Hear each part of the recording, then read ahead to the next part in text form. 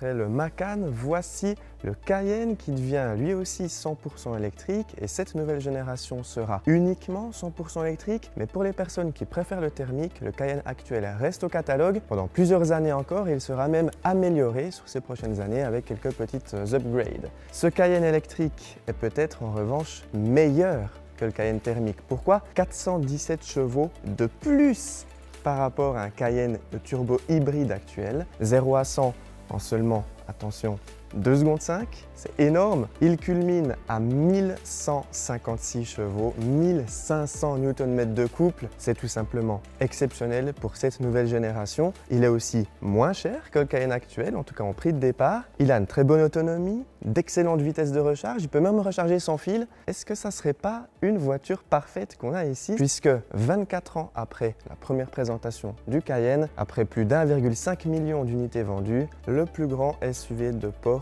se révolutionne totalement. Quels sont ses avantages? Quels sont ses défauts? C'est ce qu'on va voir ensemble dans cette présentation.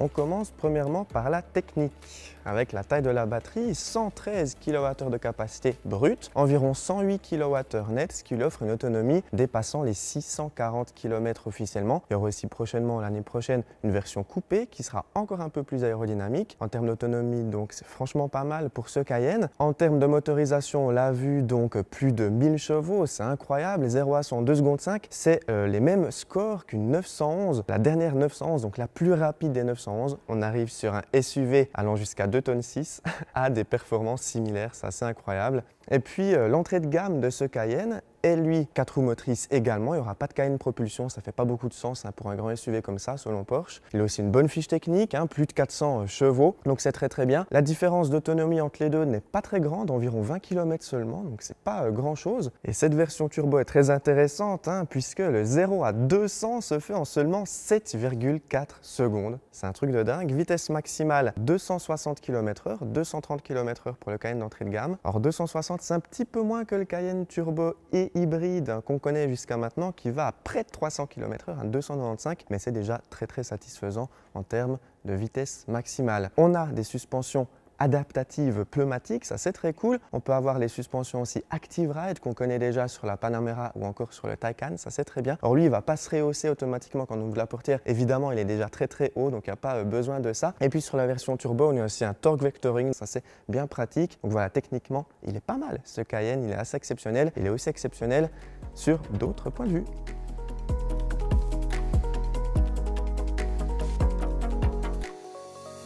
Et oui, parce que les vitesses de recharge sont elles aussi très bonnes. Architecture de recharge 800 volts jusqu'à 400 kW de puissance maximale, 10-80% annoncé en moins de 16 minutes. Alors les personnes de chez Porsche nous ont dit qu'on pouvait même descendre en dessous des 15 minutes environ, mais bon, ils sont assez conservateurs sur les temps de recharge. Donc double trappe de recharge qu'on connaît déjà, électrifié on l'a vu. À gauche, donc CCS et aussi évidemment le type 2 et à droite uniquement du type 2. La recharge en courant alternatif est de série en 11 kW en triphasé et en option l'année prochaine on pourra monter jusqu'à 22 kW. À noter aussi que ce nouveau Cayenne, vous l'avez certainement vu sur les réseaux sociaux, inaugure une recharge sans fil et oui c'est une première sur le marché des voitures électriques. Pour cela on devra donc se munir d'un pad de chargement, on devra se garer aussi d'une manière optimale en dessus du pad. Le système d'aide au stationnement va nous aider à bien se garer, donc on a évidemment quelques centimètres de marge, on n'est pas obligé de rester pile poil dans la place. Mais il faudra bien se garer. À l'avenir, la voiture pourra se garer toute seule aussi. Les ingénieurs travaillent dessus pour qu'elle se gare toute seule et puis qu'elle se recharge directement. À noter aussi, vous posez certainement la question, que l'efficience de ce système est pas mal selon les personnes de Porsche. Environ 90% d'efficacité donc en termes de recharge sans fil. Si on branche le câble, c'est environ 95%. Donc on perd 5% d'énergie en plus par rapport à une recharge classique via un câble. Je trouve que c'est un petit peu beaucoup par rapport à la flemme de brancher un câble qui prend en général 5 à 10 secondes chez soi si on a une borne au mur par exemple qui est à côté du port de recharge. Donc c'est une bonne innovation, toujours bonne à prendre. Personnellement, je continuerai à brancher le câble pour économiser 5% d'énergie. Et en termes d'énergie, ce nouveau Cayenne peut aussi récupérer de l'énergie évidemment, mais à une puissance encore plus grande, jusqu'à 600 kW. Donc en freinant par exemple, c'est énorme. On nous dit que 97% de toutes les manœuvres de frein vont s'effectuer grâce à cette récupération d'énergie. Donc c'est sur le Cayenne Turbo, sur le Cayenne normal, c'est seulement, ce qui est déjà énorme, à 345 kW. C'est aussi exceptionnel en termes donc, de récupération. Donc franchement, fiche technique, vitesse de recharge, c'est validé. Passons maintenant au design pour voir ce que ça donne.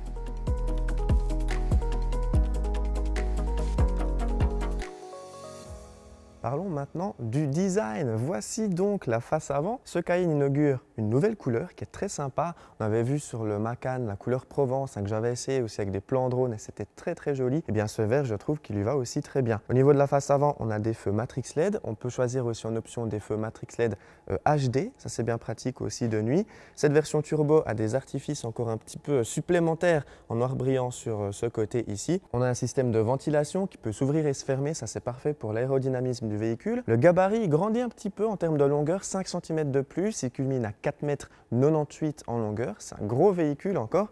La largeur et la hauteur sont pratiquement les mêmes que sur le Cayenne actuel. Au niveau des jantes, on peut choisir entre 9 designs différents, on pourra choisir en 13 couleurs extérieures de série, mais on peut choisir toutes les couleurs extérieures qu'on veut grâce au programme que vous connaissez certainement, Sonderwunsch. Donc on peut choisir énormément de couleurs différentes à l'extérieur mais aussi à l'intérieur. On peut personnaliser son modèle comme on le souhaite, ça c'est très bien. Les jantes vont de 20 à 22 pouces. C'est vrai que comme ça sur un grand Cayenne, ça paraît presque un petit peu petit en 22 pouces.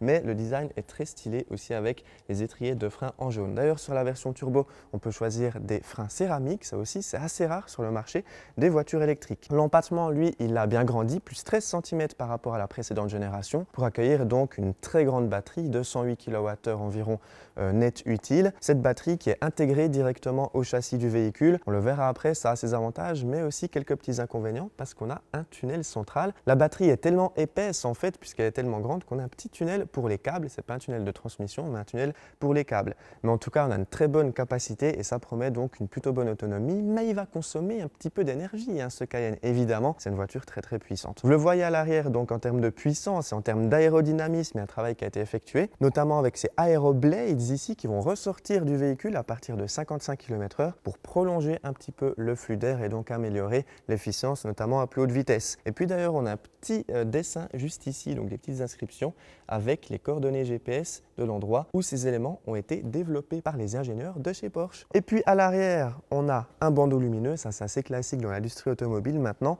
avec le logo Porsche illuminé, c'est très joli, avec donc des dessins un peu en 3D, inscription turbo juste là, et puis un diffuseur assez agressif sur cette version turbo avec donc ces éléments ici qui sont réservés à cette version turbo justement. Un petit spoiler aussi pour améliorer l'aérodynamisme du véhicule. Bref, un grand travail a été fait. Moi, il me plaît vraiment ce Cayenne. Que pensez-vous de son design extérieur? Dites-le moi dans les commentaires.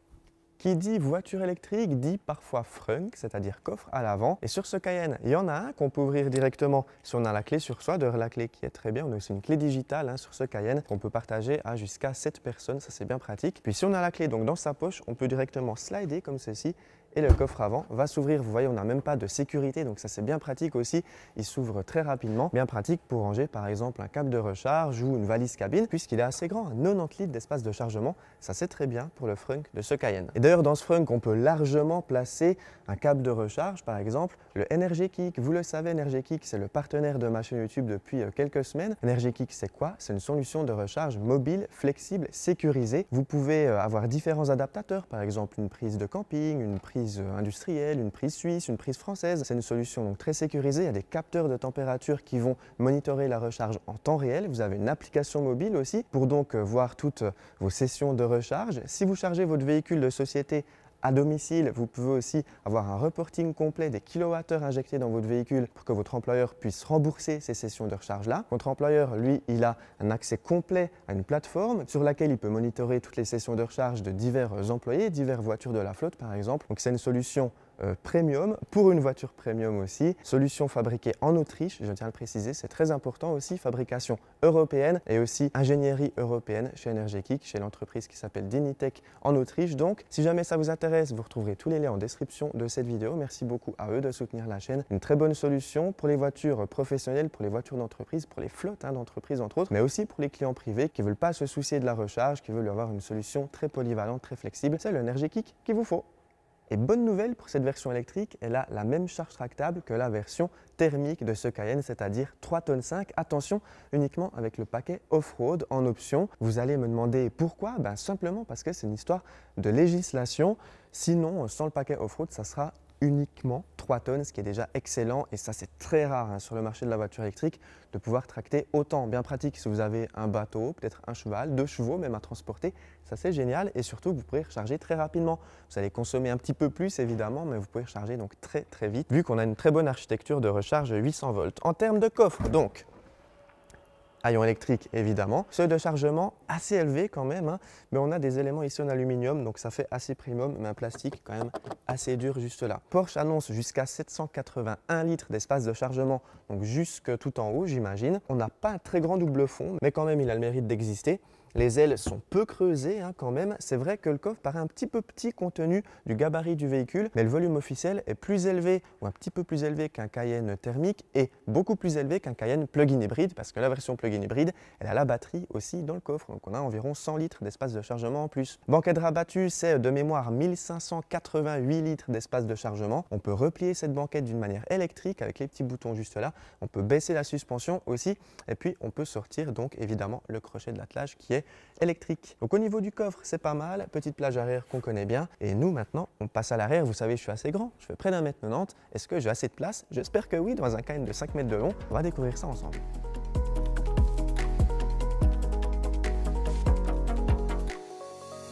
À l'arrière, je suis très bien installé. On peut régler, vous voyez, l'inclinaison de ces sièges qui est donc d'une manière électrique de série. Ça, c'est bien pratique. Donc, j'ai beaucoup d'espace. Vous voyez, sous le siège avant, je peux caler très bien mes pieds. J'ai aussi beaucoup d'espace au niveau des genoux, beaucoup d'espace au niveau de la tête. C'est nouveau ça. On n'a pas seulement un toit panoramique, on a un toit ouvrant panoramique. Ça, c'est très bien. C'est vrai que ça manque un petit peu sur certains modèles. Actuellement, la tendance est au toit vitré classique qu'on ne peut pas ouvrir. Ici, j'aime bien qu'on ait donc ce toit ouvrant électrochromatique avec les petits symboles ici. Ça, c'est très chouette aussi. Au niveau de l'accoudoir, bon, c'est vrai que pour une voiture vendue aussi chère, j'aurais peut-être aimé un accoudoir à peine un petit peu plus premium. Mais bon, il fait le travail. 2 portes gobelets. Trappe à ski aussi, ça c'est bien. Ce que j'aime bien aussi sur ces sièges, c'est qu'on a un assez bon maintien latéral. Donc, si on a un papa pressé, par exemple, eh bien, les personnes à l'arrière seront quand même relativement bien maintenues. On l'a dit, donc on a un tunnel de servitude donc pour faire passer les câbles puisque la batterie elle est assez épaisse. Mais vous voyez, je suis quand même bien installé. Les genoux reviennent pas trop au niveau du menton. Donc ça, j'apprécie le fait que le plancher soit pas trop haut. Il y a un vrai travail qui a été fait pour minimiser l'impact de la batterie au niveau des places à l'arrière et ça, c'est très appréciable. On a un petit écran ici, rien de bien extravagant. Effectivement, chez Tesla ou chez la concurrence chinoise, on a des grands écrans à l'arrière pour les passagers et les passagères. Bon, ici, on a quand même des sièges chauffants, des sièges ventilés, 2 prises USB-C. Ça fait le travail, mais effectivement, c'est pas ultra moderne. En revanche, à l'avant, c'est très moderne. Porsche inaugure la plus grande surface d'écran de tous les temps sur son modèle 100% électrique. C'est ce qu'on va voir maintenant. Un petit mot encore sur les matériaux à l'arrière. C'est sympa, les sièges sont très bien dessinés. Des matériaux assez nobles en partie haute. En revanche, en partie basse, on reste sur des plastiques légèrement durs. Mais bon, ça va encore, notamment dans la contre-porte. Les plastiques sont un petit peu durs, mais j'ai l'impression qu'ils sont de meilleure facture que sur un Taycan par exemple. Ça fait plaisir. Mais là, la concurrence chinoise fait parfois un petit peu mieux en termes de plastique. Sinon, pour les finitions, c'est très bien. Évidemment, on est chez Porsche. Supplément pour le petit logo juste là que j'adore. Il est en option, comme beaucoup de choses chez le constructeur allemand, mais je valide. Bon, à l'avant, je suis extrêmement bien installé. J'adore. J'ai un petit coup de cœur pour cet intérieur en vrai. J'adore cette console centrale qui reprend un peu l'idée de la console centrale du Cayenne, assez imposante, assez massive. On a cet accoudoir ici avec l'inscription turbo, elle aussi en option qu'on peut donc coulisser, ça c'est bien pratique pour avoir donc son coude parfaitement installé. Cet accoudoir, tout comme celui de gauche, ils sont chauffants. Ça c'est une première chez Porsche. On a beaucoup d'espace de rangement avec un pad de chargement sans fil qui est très grand, des portes gobelets qu'on peut d'ailleurs enlever si on souhaite plus d'espace dans cette console centrale.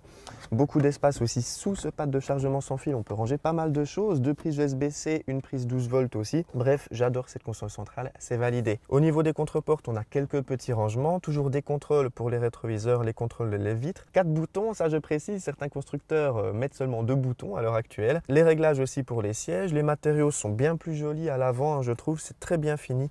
très bien fait. Comme sur le Cayenne actuel, on a les aérations verticales ici sur le côté, elles sont horizontales juste là. Le pack Sport Chrono évidemment qu'on peut choisir en option. D'ailleurs la personnalisation va même jusqu'à la montre Porsche Design qu'on peut personnaliser, qu'on peut choisir. Elle est fabriquée en Suisse, ça me tient à cœur. Bon, je porte une Apple Watch, faut pas dire, mais bon, j'aime aussi l'horlogerie, évidemment, je soutiens l'horlogerie et donc c'est très cool qu'on puisse personnaliser sa montre Porsche. Avec derrière la montre, ça reprend l'idée d'un volant à 3 branches, je trouve ça vraiment magnifique. Nous avons donc énormément d'écrans dans ce nouveau Cayenne, je trouve que c'est très joli et ça fait peut-être un peu moins tape à l'œil que ce qu'on trouve sur un GLC qui est vraiment très impressionnant, mais peut-être un peu too much pour certaines personnes. Ici, je trouve que ça reste correct, en même temps très novateur. Pourquoi? Parce qu'on a cet écran ici arrondi qui lui va très bien. C'est une première dans l'industrie automobile, il me semble, et je dois avouer que ça fait vraiment son effet. Cet écran-là est combiné à un écran pour le passager et la passagère d'une diagonale de 14,9 pouces en option celui-ci, et derrière le volant 14,25 pouces. Cet écran lui aussi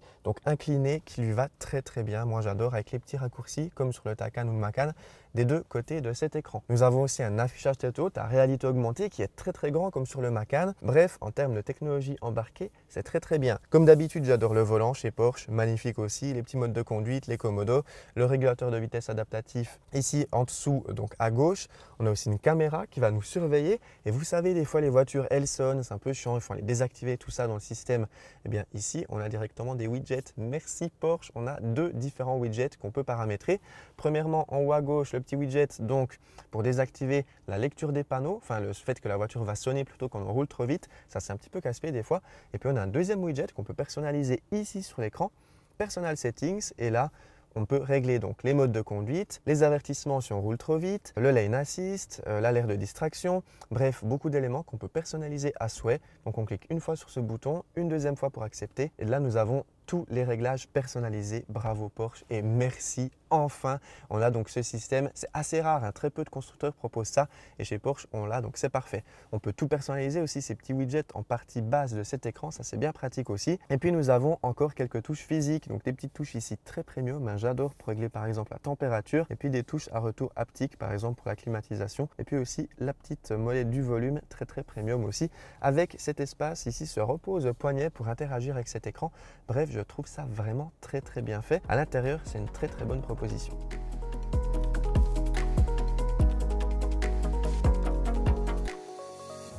Un petit mot sur ce software ici qui est vraiment très bien, je trouve. Alors en vidéo, c'est peut-être un petit peu particulier. En vrai, ça fonctionne très bien. Un petit mot donc sur la carte qui n'a pas changé. On peut la mettre en 3D aussi, je crois. Et puis on va faire un petit test du planificateur d'itinéraire.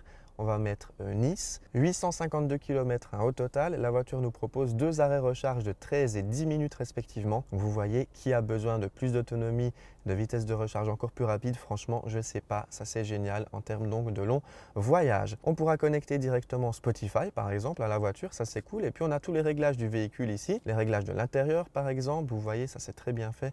Les réglages d'assistance aussi. C'est cool, vous voyez, ça fonctionne très bien cet écran un petit peu incliné. C'est vraiment chouette. Ce que j'aime bien aussi, c'est l'onglet Charging, ici où on peut voir la puissance de recharge actuelle que la voiture peut supporter, avec aussi le pourcentage de batterie, la température de la batterie. On peut choisir évidemment jusqu'à combien de pourcents on souhaite recharger. Bref, beaucoup de fonctionnalités dans ce système. Je ne vais pas épiloguer non plus. C'est un peu comme le Macan, encore en amélioré, avec Apple CarPlay évidemment disponible sans fil. Bref, ça fonctionne très bien. C'est validé par simplement Julien. Et puis alors, il coûte combien ce nouveau Cayenne électrique? Bien, bonne nouvelle, il est moins cher que ses équivalents thermiques. Et oui, d'ailleurs vous noterez qu'on a un soft close. Le prix d'appel en Allemagne, il est situé à 105 500 €, 3 700 € de plus que le Cayenne thermique classique. Mais je pense qu'il faut comparer à motorisation équivalente, c'est-à-dire à la version plug-in hybride qui développe une puissance similaire que le Cayenne d'entrée de gamme. Et cette version plug-in hybride, elle est 20 000 € de plus sur le prix d'entrée. De noter que les tarifs en Suisse et en France ou en Belgique ne sont pas encore connus pour ce Cayenne, mais je trouve qu'il est bien positionné par rapport à son équivalent thermique. L'équivalent thermique qui s'est très bien vendu, 1,5 million d'exemplaires, qui se vend encore très bien. Donc je trouve qu'il est bien positionné par rapport aux versions thermiques. Par rapport à la concurrence, évidemment, chez Porsche, on doit rajouter quelques options, donc c'est un peu plus cher que des équivalents allemands premium aussi, donc BMW, Mercedes, Audi, mais il n'a pas beaucoup de concurrence en fait. Le iX3, le GLC, l'Audi Q8 e-tron, ils sont plus petits que ce Cayenne. peut-être aussi un petit peu moins premium, on n'a pas la même image de marque. Et puis la version turbo en Allemagne, elle est affichée à partir de 165 500 €. C'est 22 000 € de moins que la version turbo et hybride qui développe 417 chevaux de moins. Donc il est bien placé aussi au niveau des tarifs, mais effectivement, ça reste très cher pour un véhicule qui vous emmène d'un point A à un point B. Mais est-ce que ça ne serait pas le prix à payer pour avoir une voiture presque sans défaut? Parce que oui, j'ai beau chercher partout, j'en trouve pas beaucoup des défauts à Skyline. On l'a vu, peut-être le tunnel central à l'arrière, peut-être quelques plastiques, mais bon, je chipote vraiment. Peut-être aussi une efficience pas au top par rapport à ses concurrents allemands, notamment le BMW X3 ou le GLC, qui avec une taille de batterie similaire propose un petit peu plus d'autonomie. Mais bon, ce Cayenne, il aura énormément d'autres avantages, à commencer par le feeling de conduite Porsche qui est exceptionnel sur le Macan comme sur le Taycan. Ça a été pour moi de très bons coups de cœur et je pense que ce Cayenne sera aussi un gros coup de cœur pour ma part. On a un look qui fonctionne bien, on a une personnalisation à souhait, ça c'est génial. On a beaucoup de place à l'intérieur, des beaux matériaux, un très bon software, beaucoup d'équipements supplémentaires. Bref, il a très peu de défauts. C'est presque une voiture parfaite. Et c'est en statique en tout cas un gros coup de cœur. Je suis sûr que ça sera un gros coup de cœur aussi en dynamique puisqu'on inaugure aussi un nouveau bruit artificiel. On a pu l'écouter ici en studio. Donc en mode sport ou sport plus, je crois qu'on a un bruit un petit peu plus rauque avec des vibrations aussi encore plus chouettes que le bruit qu'on connaît actuellement, enfin le son plutôt qu'on connaît actuellement sur le Taycan ou sur le Macan. Donc c'est un gros coup de cœur, une voiture presque parfaite, pas donnée effectivement à toutes les bourses, mais une voiture presque parfaite, voire même on peut le dire parfaite. J'espère vraiment que cette présentation vous a plu. Merci à vous d'avoir été présent. Pensez à vous abonner à la chaîne pour d'autres projets. Et moi, je vous dis à très bientôt pour des présentations, des road trips, des essais complets. Je me réjouis déjà de tester ce Cayenne sur la route et de faire un road trip comme j'avais pu le faire avec le Macan, un format 1000 km que je fais d'ailleurs de plus en plus. Ça me fait vraiment plaisir et c'est très cool. Merci à vous, à très bientôt. Bye bye.